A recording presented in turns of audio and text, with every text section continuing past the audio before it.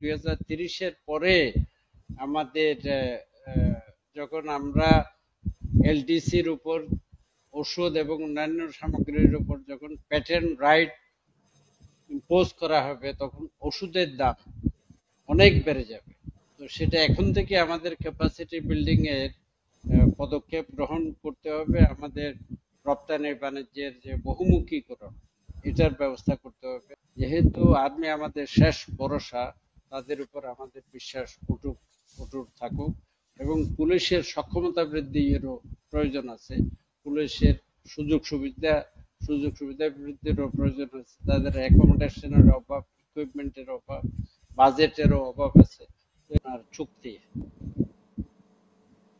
Tax বসানো,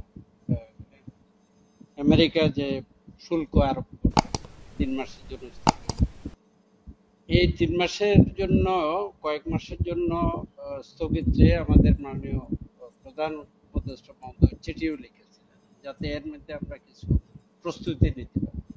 প্রস্তুতির বিষয়টা হলো এইভাবে যে আমাদের সক্ষমতা বৃদ্ধি, বিভিন্ন ক্ষেত্রে আমাদের সক্ষমতা বৃদ্ধি করতে হবে যাতে ইম্পোর্টের কস্টটা কম হয়, এক্সপোর্টের কস্টটা কম হয় এবং আমাদের যাতে আমাদের যেটা সীমাবদ্ধতা সেটা হলো একটি মাত্র পণ্যের উপরে আমাদের নির্ভরশীলতা। যেমন গার্মেন্টস প্রায় 80% আমাদের রপ্তানি আয় আসে একটি মাত্র পণ্য থেকে, গার্মেন্টস পণ্য, এবং এটা অচিরেই সমস্যার সম্মুখীন হবে অদূর ভবিষ্যতে।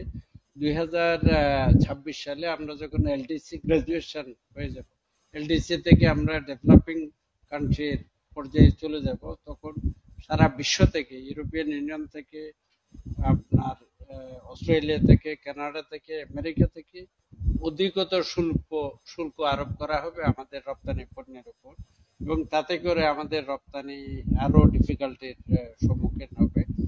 এক্ষেত্রে আমাদের সমন্বিত প্রচেষ্টার প্রয়োজন। পররাষ্ট্রনীতি, বাণিজ্য নীতি, এক্সপোর্ট পলিসি, ইম্পোর্ট পলিসি, সমস্ত কিছু মিলে আমাদের পদক্ষেপ নিতে হবে। যেসব দেশের সাথে আমাদের ট্রেড গ্যাপ বেশি আছে, আমদানি রপ্তানির পার্থক্য বেশি, ট্রেড গ্যাপটা আমাদের কমাইতে হবে। আমাদের এফটিএ, ফ্রি ট্রেড এগ্রিমেন্ট, অনেক দেশের সাথে সই করা হয় না, প্রয়োজনীয়তা আছে, এফটিএ সই করতে হবে। 2030-এর পরে আমাদের যখন আমরা এলডিসির উপর ওষুধ এবং অন্যান্য সামগ্রীর উপর যখন প্যাটেন্ট রাইট ইম্পোজ করা হবে তখন ওষুধের দাম অনেক বেড়ে যাবে। তো সেটা এখন থেকে আমাদের ক্যাপাসিটি বিল্ডিং এর পদক্ষেপ গ্রহণ করতে হবে। আমাদের রপ্তানি বাণিজ্যের যে বহুমুখীকরণ এটার ব্যবস্থা করতে হবে, এবং যেটা বলছিলাম সরকারের বিভিন্ন নীতি এবং সমন্বিত প্রচেষ্টা, বাণিজ্য মন্ত্রণালয়, স্বরাষ্ট্র মন্ত্রণালয়, পররাষ্ট্র মন্ত্রণালয় ইত্যাদি। এবং যেটা আপনি পরে বললেন যে আর্মির যে এটা general Aminul Karim, he is the expert, উনি বলেছেন যে আর্মিকে বেশি দিন বাইরে রাখা যায় না, সমীচীন না। 2007-08-এ দীর্ঘদিন আর্মিকে বাইরে রাখা হয়েছিল, এটার কিছু কুফলও দেখা গেছে। আর্মি যখন বাইরে থাকে তখন এটা ইনএইড টু সিভিল অ্যাডমিনিস্ট্রেশন, আর্মিকে দায়িত্ব দেওয়া হয় এবং রিসেন্টলি ম্যাজিস্ট্রেসি পাওয়ারে দেওয়া হয়েছে। কিন্তু জেনারেল আমিনুল করিম যেটা বললেন সেটাই বাস্তবতা, কারণ পুলিশের যে কাজগুলা অত্যন্ত টেকনিক্যাল, পুলিশকে মামলা নিতে হয় কোন ধারা, অনেকে বলে আকাশের যত তারা পুলিশের তত ধারা ইত্যাদি, কিন্তু পুলিশ সম্পর্কে যারা অবহিত তারা জানেন পুলিশের বিভিন্ন সমস্যাও আছে। এই ক্ষেত্রে পুলিশের কাজ টেকনিক্যাল কাজ, একজনের কাজ অন্যজনকে দিয়ে হয় না। আর্মি যেহেতু আমাদের শেষ ভরসার স্তর, আর্মি এবং বিচার বিভাগ, মানুষ কোথাও আর বিচার না পেলে, কোথাও প্রতিকার না পেলে বিচার বিভাগের কাছে যায়, আর দেশের সর্বশেষ আশ্রয়ের স্থল হইল বাংলাদেশ আর্মি। এই ক্ষেত্রে বা আর্ম ফোর্সেস, আমরা ইনএইড টু সিভিল অ্যাডমিনিস্ট্রেশন এটা অনির্দিষ্ট কালের জন্য হওয়া উচিত না, হতে পারে না। সেই জন্য মানুষের পলিটিক্যাল পার্টির দাবি যে সংস্কার করে যৌক্তিক সময়ে যাতে নির্বাচন দেওয়া হয়। এখানে মাননীয় প্রধান উপদেষ্টা মহোদয় বলেছেন যৌক্তিক সময়ে সংস্কারগুলা করে মিনিমাম যে সংস্কারগুলা ইলেকশন দিতে হবে। অনেকে আবার বলেন যে মেজর সংস্কারগুলা পলিটিক্যাল গভর্নমেন্টের কাজ, যেমন পুলিশ অ্যাক্ট, পুলিশ চলে পুলিশ অ্যাক্ট 1861, 1861 সালের আইন দিয়ে পুলিশ চলে, যেটার সংস্কার করা দরকার। সংস্কারের পদক্ষেপ নেওয়া হয়েছিল, কিন্তু তাতে দেখা গেল অনেক মেজর সমস্যা আছে যেগুলো পলিটিক্যাল গভর্নমেন্টেরই করা উচিত। এর আগে 2007-08 চেষ্টা করা হয়েছিল পুলিশ আইন সংশোধন করার জন্য।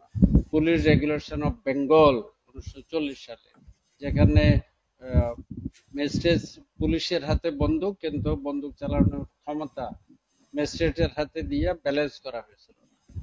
আমরা দেখেছি CrPC, criminal procedure code 1898, penal code, তারপরে police act, police regulation of Bengal, বিভিন্ন সংশোধন করতে গেলে বহু আইনে এগুলো আরো সংশোধন করতে হয়, দীর্ঘ প্রক্রিয়া, এবং এটা পলিটিক্যাল গভর্নমেন্টেরই বিবেচ্য বিষয়।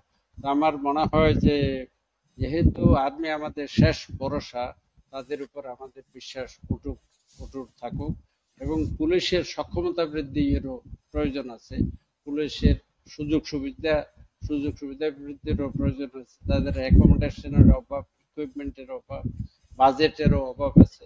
তো এই ক্ষেত্রে আমাদের মনে হয় আমরা আমাদের একদিকে যেমন export diversification, import substitute industry করব, করে সামগ্রিকভাবে আমরা যাতে উন্নতির দিকে এগিয়ে যেতে পারি, আমরা সামগ্রিক প্রসেসটা অব্যাহত রাখতে হবে।